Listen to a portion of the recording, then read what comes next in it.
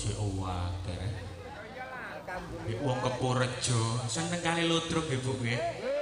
Kok nek ana wayang, nek ana ludruk sing delok akeh. Sing nanggap arang-arang tapi. Larangan. Sinten ngomong larang? Wawur, dicicil saged kok.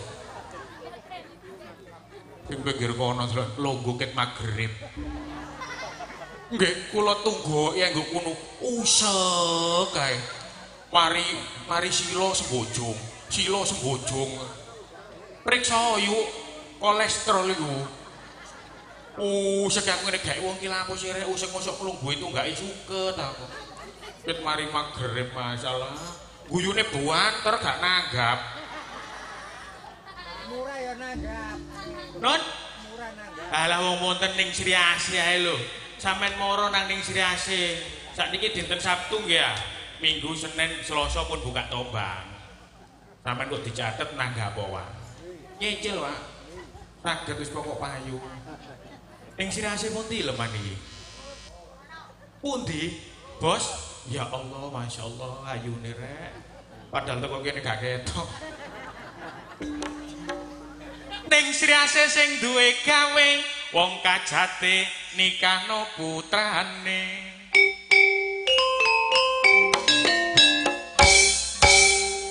Mula tak dongakno kabeh keluargane slamet, panjang umur, akeh rejekine.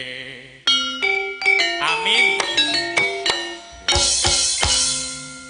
Kanggo kemantene muga-muga rukun, awet, bahagia sak lawase.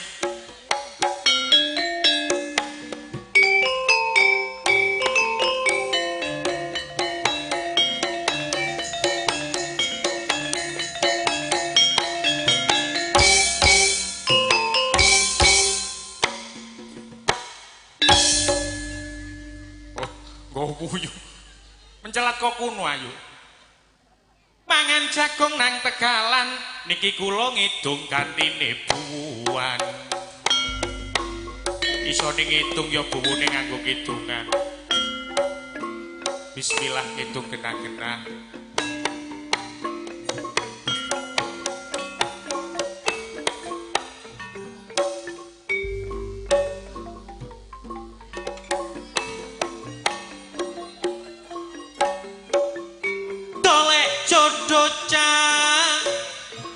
pancen gak gampang tapi nek dolek bojo sakdalan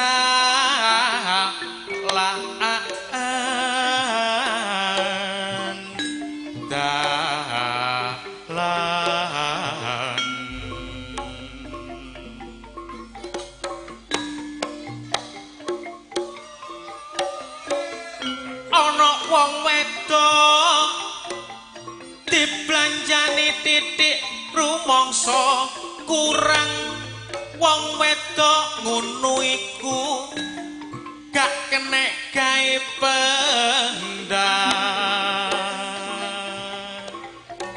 ringan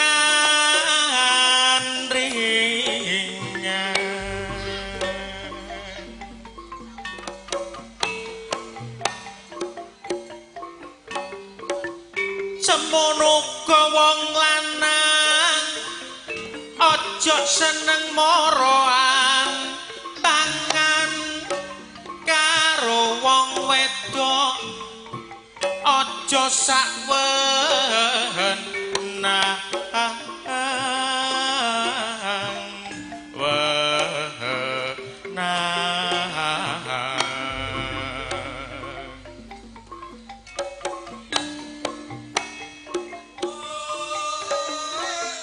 hukum agama wis nganakno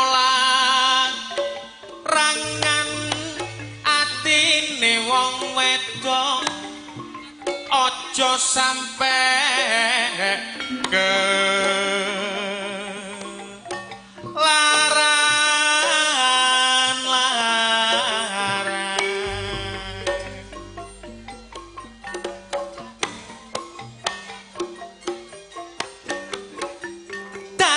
wong lanang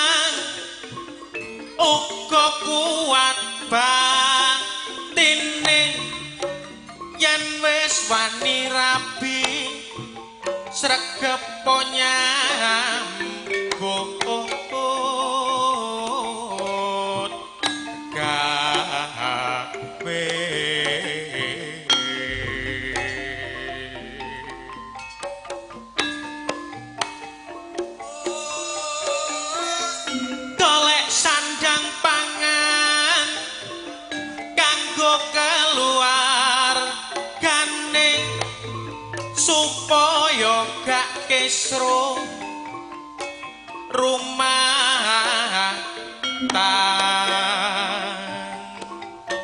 gane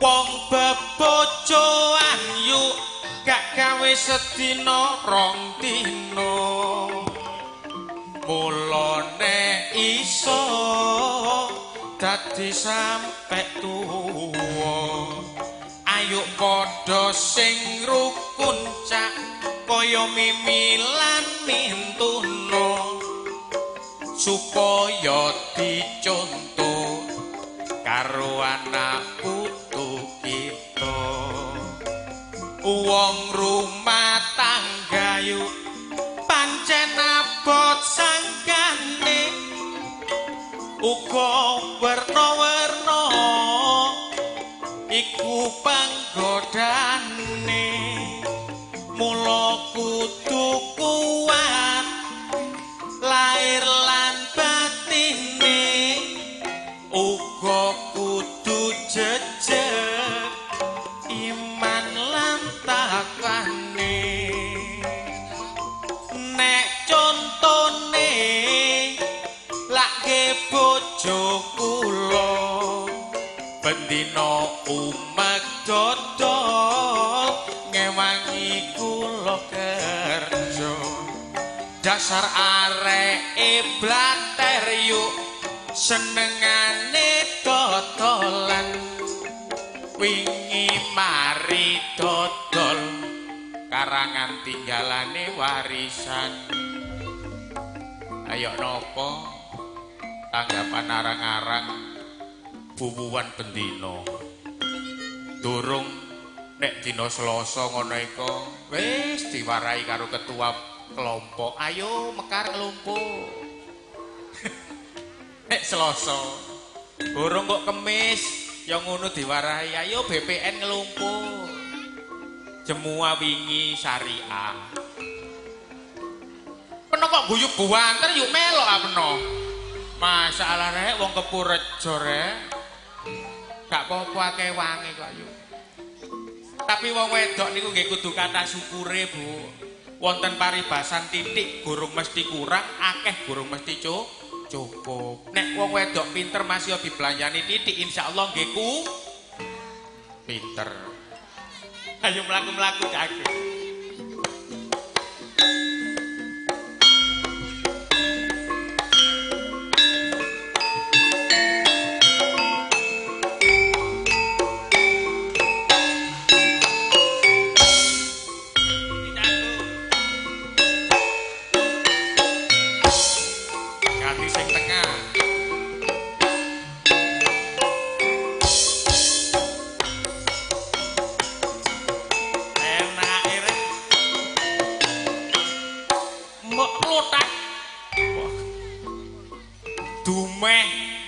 Gus padha karo main nggo omahe dhewe sing duwe gawe jeragane dhewe ket mang tukang kendang tak delok semuangan mbuh oleh saweran pira luar biasa panjake nom-nom Bu ganteng-ganteng nggih panjake nggih panjake nom-nom sing duwe lodruk Pak Sugeng wau nggih sik nom dagelane nggih nom-nom saking nome Bu nek wong delok kula jare kecut kaya sinom campur sari masyaallah wong Kepurejo jane wong kampunge seniman Jombang niku panjak sak pirang-pirang tandak sak pirang-pirang lodruk nggih kuwatah teng Jombang campur sari kaya ngoten wau sing nggo kuno jowoget nyawer piur pok ana nek 2 juta pikir kene Mang sing teko ngarep buka sinten niku nggawa tas cok jupuk selep peyur 100.000-an tiba kula masalah ngakak-ngakak tok ngene. Gak oman belas. Bawacuk. Ngene kok kula niki nggih bingung. Iki kok disalami, iki kok ditampani, tagak. Nggih, kula ngomong kali ketuae, Pak Sugeng, engken honor kula sampean potong pisan. Lah lha apa Cak Polo kok dipotong, sampean kekno ning Sri Asih gawe buwuh ta kere. Lah budal gak sangu are. Ken sawangane kok gak buat dadoko kriyan rene ale. Hitung titik engkas karo ngancani ning Sri Asih melekan. Ayo dangdutan Mas.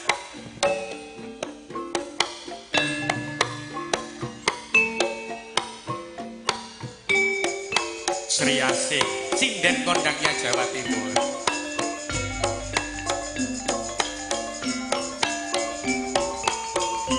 Mustika budaya.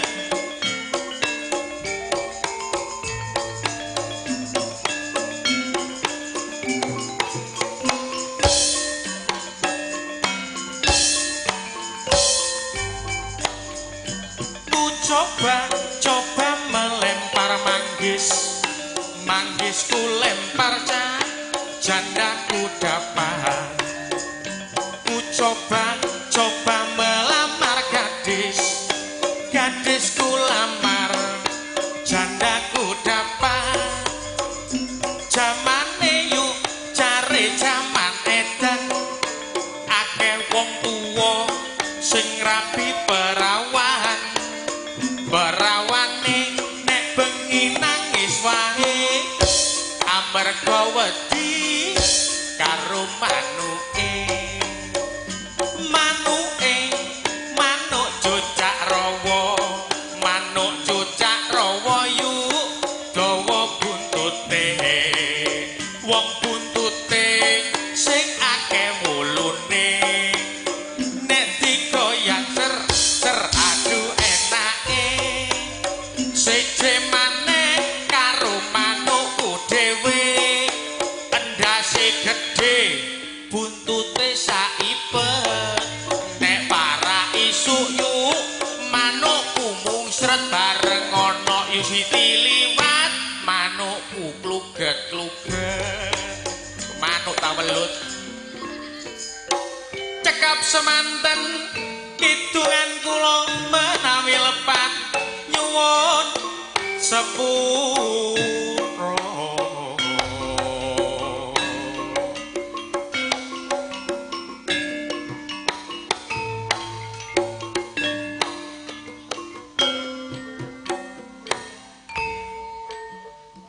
Tepuk tangan po Bunda. Agi tepuk tangan yang meriah. Nah. Wah, luar biasa rek wong Kepurjo gelangi gede-gede we. Assalamualaikum warahmatullahi wabarakatuh. Assalamualaikum warahmatullahi wabarakatuh. Pun ngantuk nopo dereng? Luar biasa tepangaken nami kula Polo. Napa Bu? Polo. Nggih. Lho, wis ndagel ayo. Kok iso ngomong dhewe-dhewe ki lho. Nggih, Polo dongkol jarene. Asli Polo ki cilik kula jenenge Polo. Matur nuwun.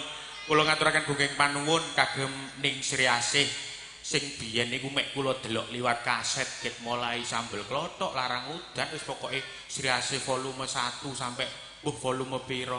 Delalah kok sakniki saged kepethuk. Kula biyen semerep ning Sri Asih dadi sinden niki ket SMA kelas 3. Gak salah 2007-2008 ngriku. Sinden tenarnya Jombang. Tepuk tangan dong kagem ning Sri Asih, Bu. Luar biasa. Wah, duwe gawe mantu masalah dalan ditutup belek, terope wombo dawa. Kanca sing teko sing bowo niki wau seniman sak Jawa Timur. Nggih panjak, nggih tandak, nggih pelawak, nggih pemain ludruk, nggih dalang. Aku mang ngrocak mujek barang bowo nggo kedekean pira iku mang. Luar biasa, muga-muga yuk ning Sri Asih jenengan sak keluarga tak dongakno rezekine tambah kathah. Amin. Nek rezekine akeh kan nanggap ngeten iki mboten ngenteni mantu ngoten lho maksud kula Bu. Nggo 2 wulan pisan, nggo sak wulan ping pindho. Nyenengno tanggane ngeten iki kan amal. Ketok nek welas ning sirase niku nanggap ngeten los mboten nanti dipageri. Sampeyan delok nggih los gak ditarik karcis. Ditarik karcis tak gak yuk. Gratis ya yuk. Niki sedekah. Kemanten nggih ngoten sinten namine Mas Danang nggih. Kali Mbak sinten mau lali kula rek. Muga-muga dadi keluarga sing sakinah mawaddah warahmah rukun ndang oleh momongan nggih Bu nggih. Aja akeh-akeh sesuai program pemerintah 2 anak cukup per tahun. Nanti setahun bayi 7 bayi 7 ngara gak mencer ta. Kula wau teko dok pas Garuda peteng dedet kula sampai ngeten. Iki sido tagak duwe gaene. Tibake ono atraksi Garuda peteng dedet peteng blet kula nggo. Assalamualaikum warahmatullahi wabarakatuh. Para bapak-bapak, para ibu-ibu, assalamualaikum warahmatullahi wabarakatuh. Kok niku lho lapo? Kok iso assalamualaikum mulek kae?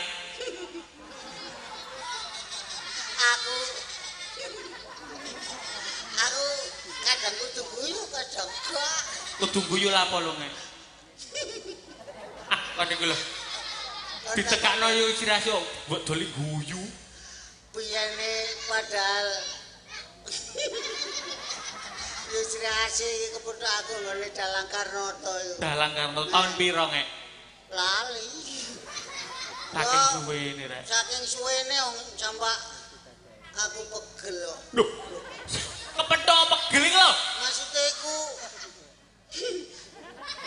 kepethuk Sirase mbok duduk ngono lho aku yo bingung.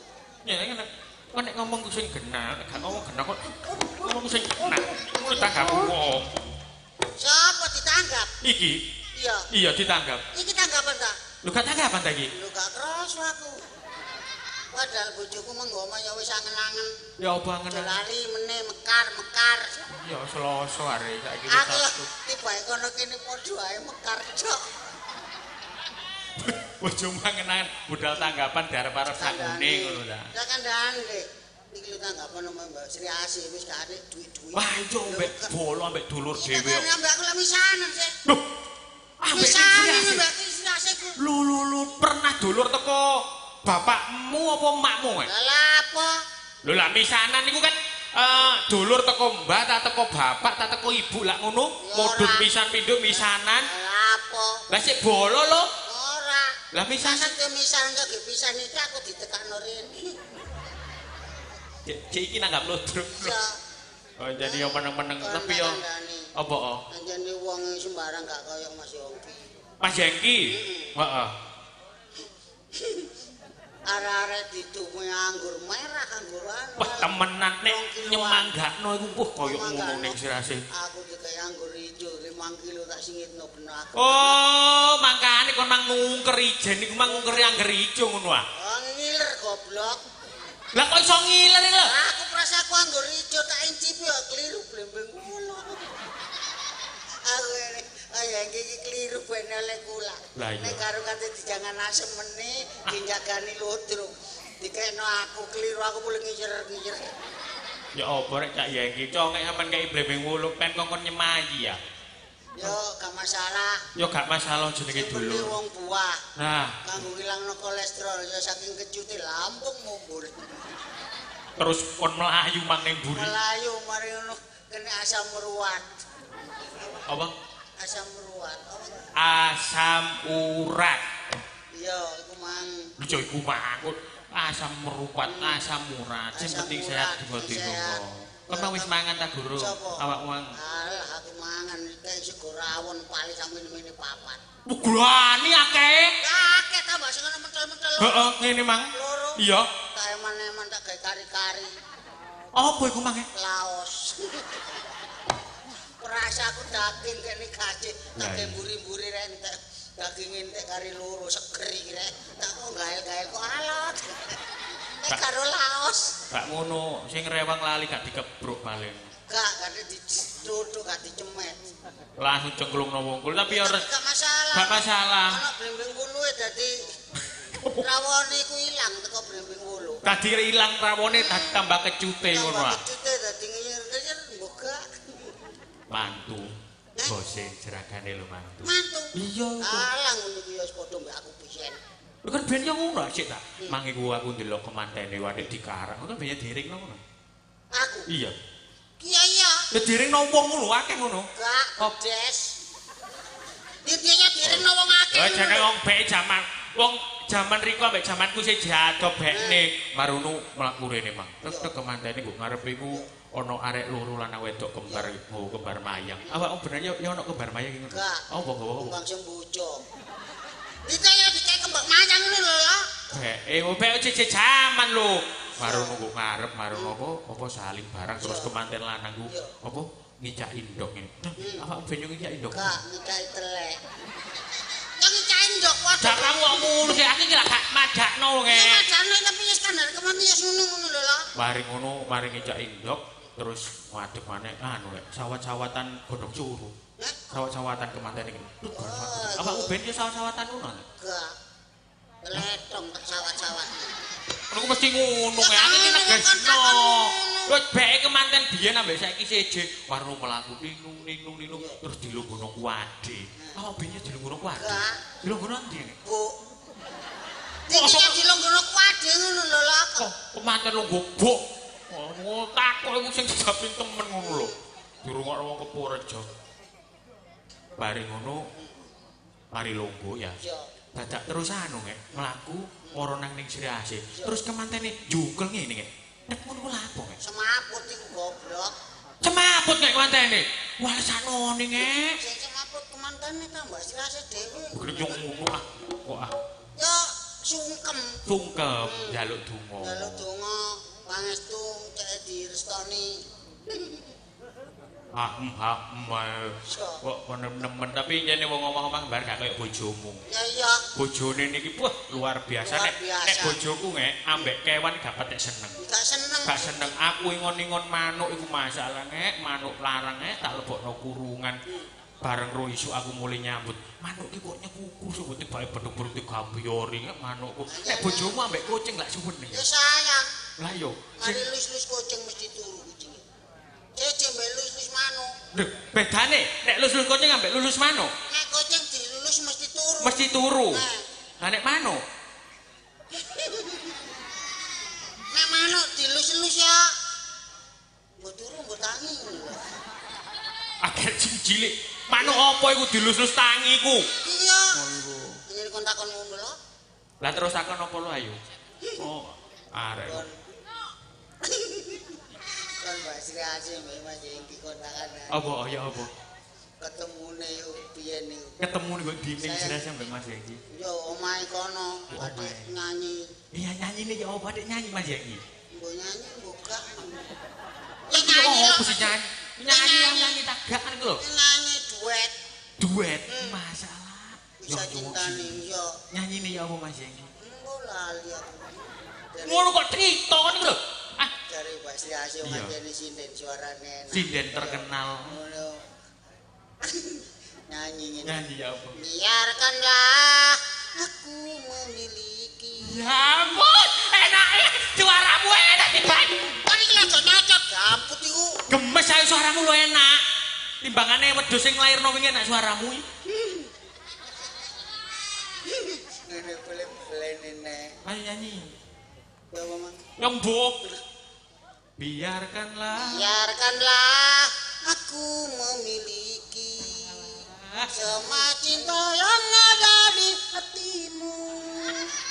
Hangat pelukan yang ngasihmu rasakan dambaan hatiku sayang.